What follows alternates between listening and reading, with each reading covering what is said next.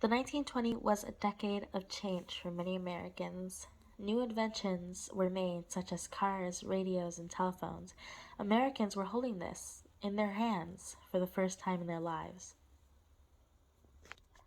Cars made it easier to travel and get supplies and bringing them home.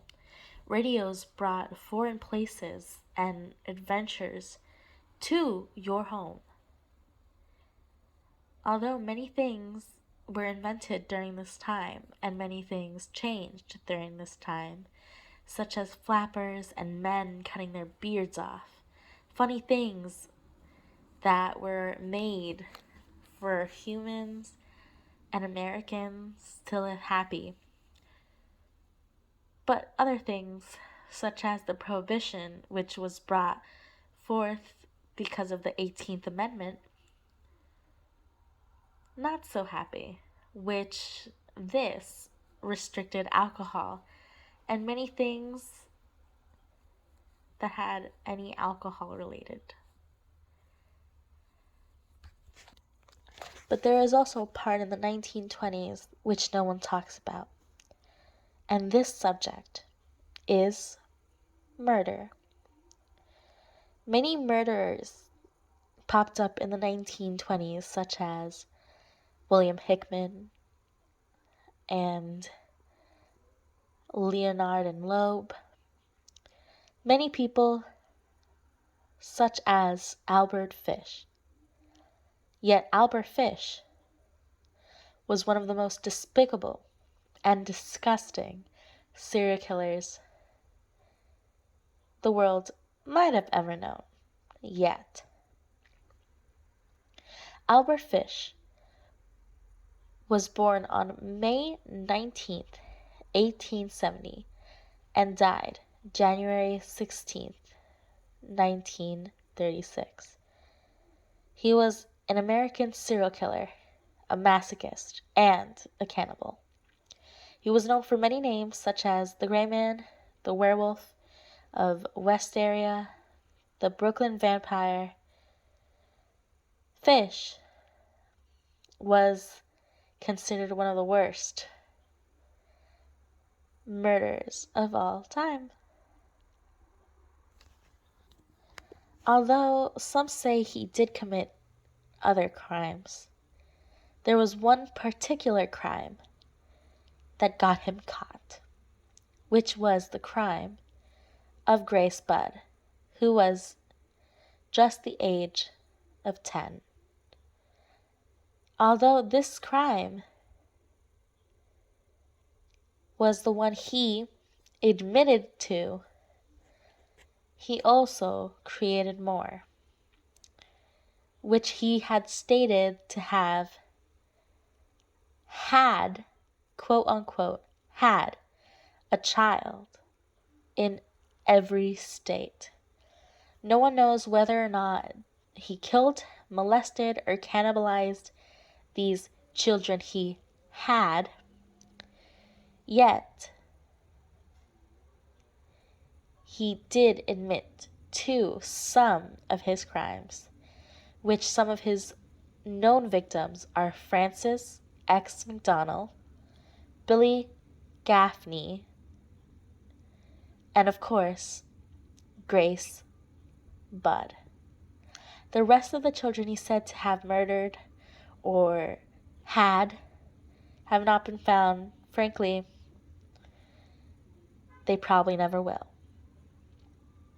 Although he was suspect in at least 5 killings and only confessed to 3, the police were unable to find any other evidence for those 5 killings or for any of the people he, quote unquote, had.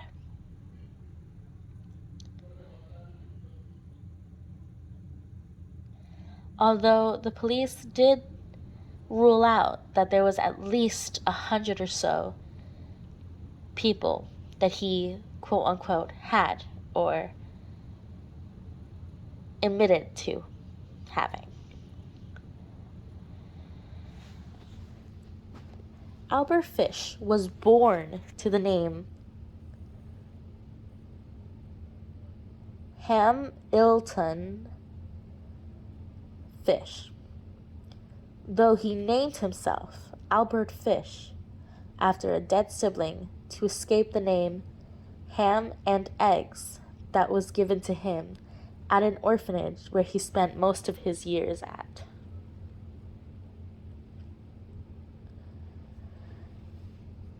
There he suffered many hardships, such as mistreatment, beatings, torture, yet to himself and to others stated that he reveled in this treatment and found it exciting and couldn't wait and enjoyed being mistreated.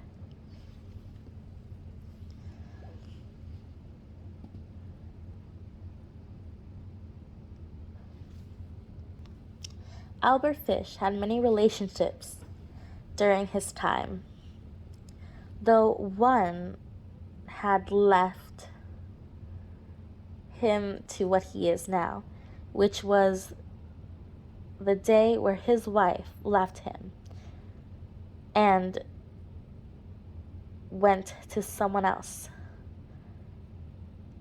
a John Stroke, on January 1917. And after that, he stated he began to hear, quote unquote, voices telling him that he should do certain things, which was told to him by an apostle. Though this was all in the past, before grace,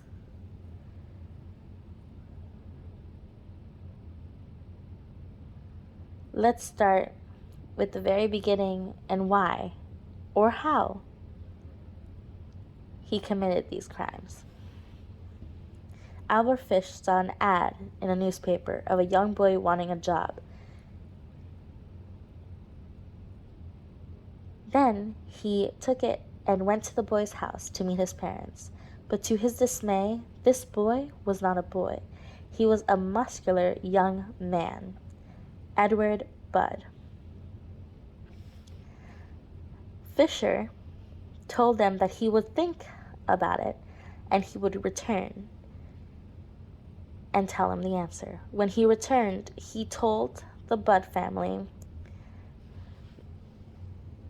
that he would hire him. And then he met Grace Budd, Edward's younger sister. To the little girl's misfortune, she came across the old man,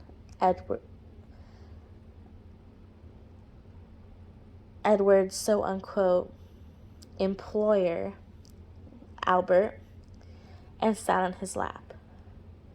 To her dismay, that was when he stated that he was going to eat her. When he kidnapped her, he stated that she had no clue, and that she even brought him his bag of tools, which carried all the tools that he used to kill and eat children. He also stated that he sent a note to her parents describing everything that he did to her. The note had very gruesome and hideous comments, yet it was rambling and nonsense. Yet he sent it to her parents. Very disgusting note to the little girl's parents that only wanted her to be safe. Yet they would never see her alive again. Fisher was found by the authorities and was put to trial, and he claimed insanity. Although every witness and every person's evidence proved that it was not. The judge ruled him guilty and sane.